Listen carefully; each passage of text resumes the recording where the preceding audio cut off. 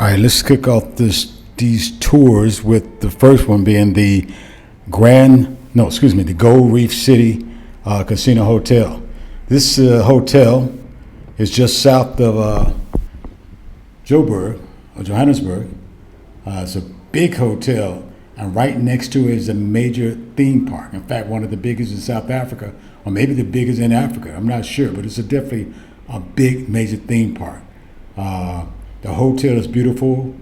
It's pretty old. You can see it was probably built during a time when during the gold rush. This is the look of it on the inside. It's a nice food court in the back, as well as other restaurants. And this is just a quick glimpse of what it looks like on the inside. It's a beautiful place. This is a place you go ahead and gamble and just send your kids across the street to the theme park.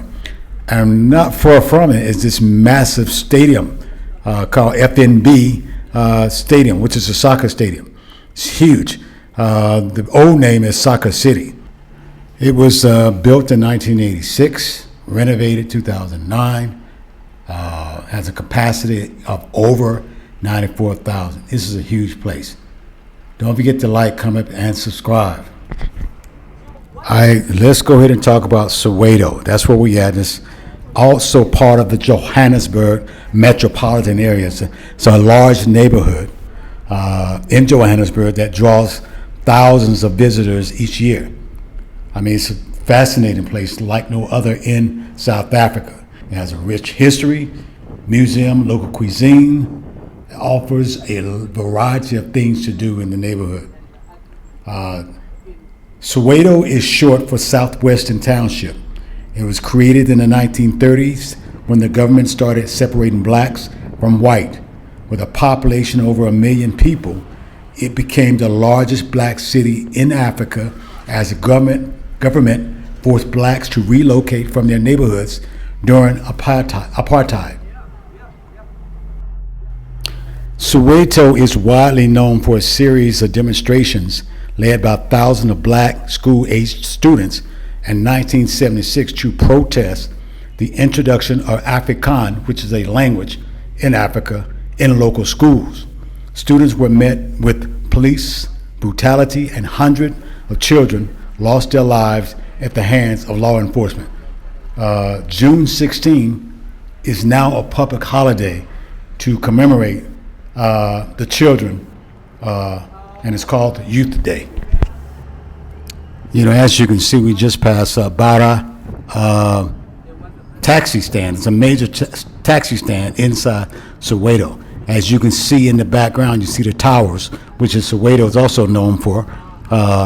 They're called Orlando Towers. They were part of the decommissioned power plant that's pretty much was serving Johannesburg for over 50 years. It's kind of ended probably in the early 2000s. So they also do bungee jumping from here too. So if you're into that, there's your option to go check out Soweto and do some bungee jumping from the Orlando Towers.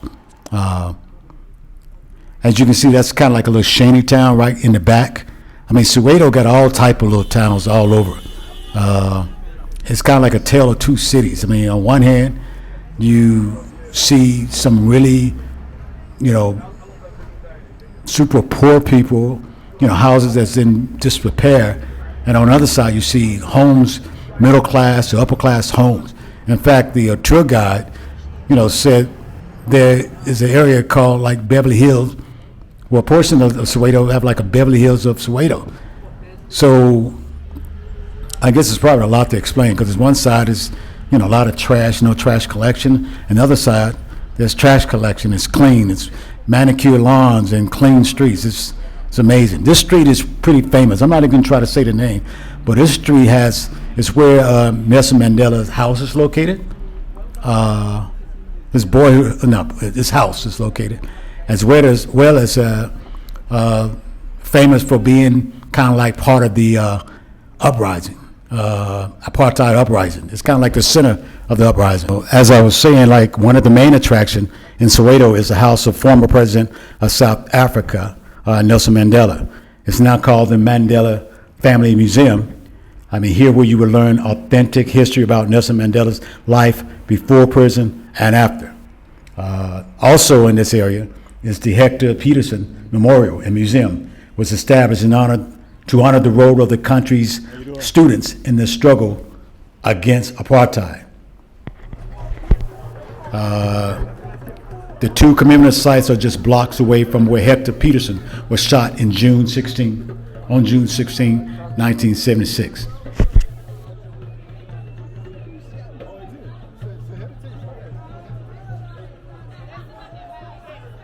Nelson Mandela Museum. It's a lot of people, but a lot of people just standing around. It looks crowded. The place is really small, so I guess they try to control the number of people that's going in there.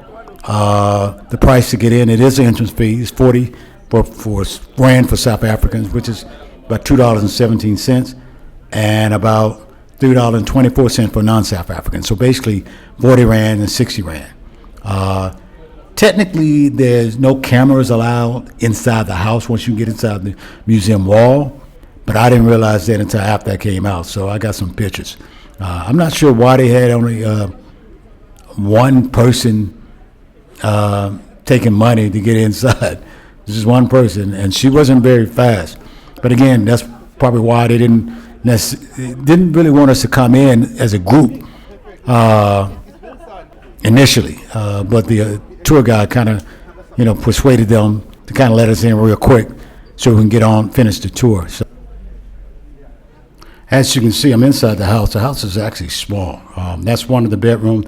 Actually, there was a double bed there initially, but obviously to give it depth and kind of give the illusion of what it was like back in the day, they made it to a single bed. But it's very small, a lot of just awards and certificates and everything all over the place. It's really only this room and kind of like a middle foyer area and another room on the other side, which is probably, for that time, probably a decent house back in the day.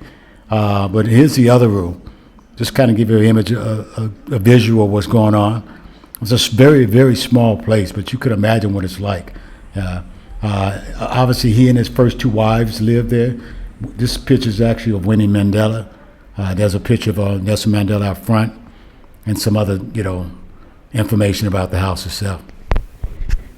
It's a really good tour. I mean, it's definitely a must visit if you're in Johannesburg, as well as Soweto, and actually the next one I'm about to show, which is the Apartheid Museum. They're all must visit places. All right, the next is the Apartheid Museum. It's about 175 rand to get in. 50, I make sure I put the conversion later. 100 rand for children under a certain age. As you see, there's a ticket. The main portion I really couldn't share images of, pictures or photos, because I guess, for whatever reason, you can see it, which I'm glad they didn't. It wasn't allowed, because I don't think I probably would have been able to capture a lot of it on video and try to fully explain it. And it forced me to kind of just, look at all the images, because you got images, you got diagrams, you got visuals, you got videos, you got a few artifacts here and there, letters. It's a lot, and you just can't really share what's going on inside of a video. So I'm kind of glad they didn't, they don't allow videos or cameras inside the main museum. But this part, which is kind of on the outside of the main museum, is more than enough. You can kind of see what's going on.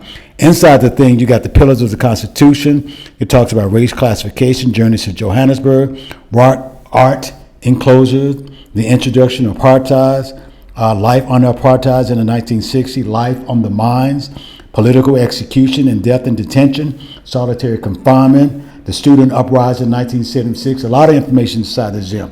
The 1980s, the total onslaught of mass resistance, sanctions and international solidarity, Mandela's release, early 1990s. In fact, I saw his not BMW, it's a Mercedes, which is something I've seen in images, growing up. The 1980s, of course, the 1990s, the early 1990s, the National Peace Accord and the Bill of Rights, the transition to democracy, the 1994 election, pointers of the TRC room, the Truth and Reconciliation Commission, the voice of South Africa after 1994, and the celebration of the Constitution. It's a lot going on inside the museum.